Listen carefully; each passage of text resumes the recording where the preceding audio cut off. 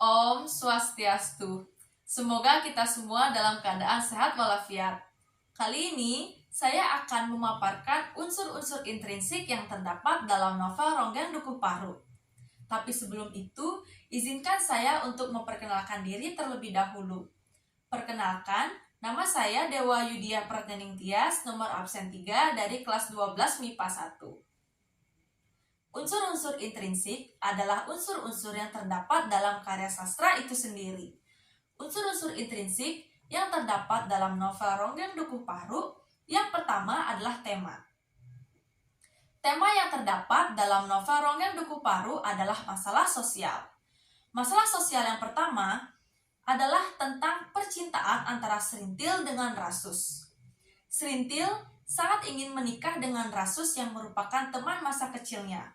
Namun, Rasus menolak ajakan Serintil karena Serintil adalah seorang penari ronggeng. Menurut Rasus, penari ronggeng adalah milik masyarakat, milik banyak orang, dan milik semua orang. Serintil tahu bahwa Rasus juga sangat mencintainya. Namun, Rasus tidak mau mengakuinya dan memilih untuk pergi meninggalkan Serintil dan Dukuh Paru. Masalah sosial yang kedua yaitu tentang kemiskinan, di mana Serintil hanyalah seorang gadis miskin biasa yang tiba-tiba menjadi kaya karena menjadi seorang penari ronggeng. Yang kedua yaitu alur. Alur yang terdapat dalam novel Ronggeng Dukuh Paru adalah alur campuran, yaitu alur maju dan alur mundur.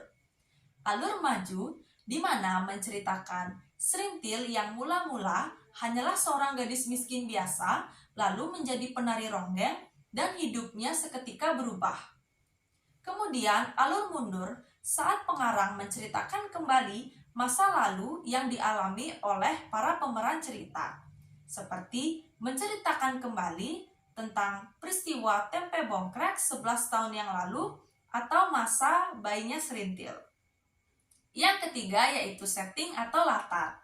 Latar yang terdapat dalam novel Ronggeng Dukuh Paru adalah latar tempat, yaitu Dukuh Paru. Dukuh Paru adalah pedukuhan kecil yang jauh dari keramaian penduduk. Yang keempat yaitu tokoh atau penokohan. Tokoh-tokoh yang terdapat dalam novel Ronggeng Dukuh Paru adalah Rasus dan Serintil. Kemudian, watak dari tokoh-tokoh tersebut, yang pertama, Rasus adalah seorang pemuda yang polos, lugu, dan bersahabat. Sedangkan Serintil adalah seorang gadis yang miskin, terkenal, dan agresif. Yang kelima yaitu gaya bahasa. Gaya bahasa yang mencolok dalam novel Ronggeng Dukuh Paru adalah majas hiperbolisme dan personifikasi. Majas hiperbolisme adalah gaya bahasa yang mengungkapkan sesuatu secara berlebihan bahkan terkesan tidak masuk akal. Contoh majas hiperbolisme dalam novel Ronggeng Dukuh Paru adalah aku bisa mendengar semua bisikan hati yang paling liris sekalipun. Yang kedua yaitu majas personifikasi.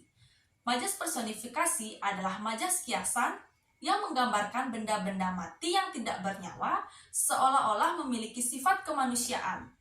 Contoh majas personifikasi yang terdapat dalam novel Ronggeng Dukuh Paru adalah dalam kerimbunan daun-daunnya sedang dipagelarkan merdunya harmoni alam yang melantunkan kesyahduan.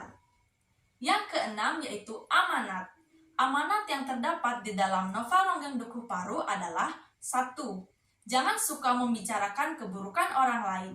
Yang kedua, janganlah mau menyerahkan keperawanan demi sebuah cita-cita. Yang ketiga, kita tidak boleh menilai orang dari luarnya saja, melainkan dari hatinya. Yang keempat, janganlah kita menyia-nyiakan orang yang telah mencintai kita, karena belum tentu suatu hari nanti kita akan menemukan orang yang mencintai kita seperti itu.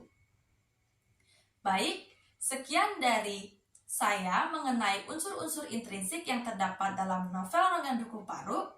Saya ucapkan terima kasih dan saya tutup dengan para musanti. Om Santi Santi Santi Om.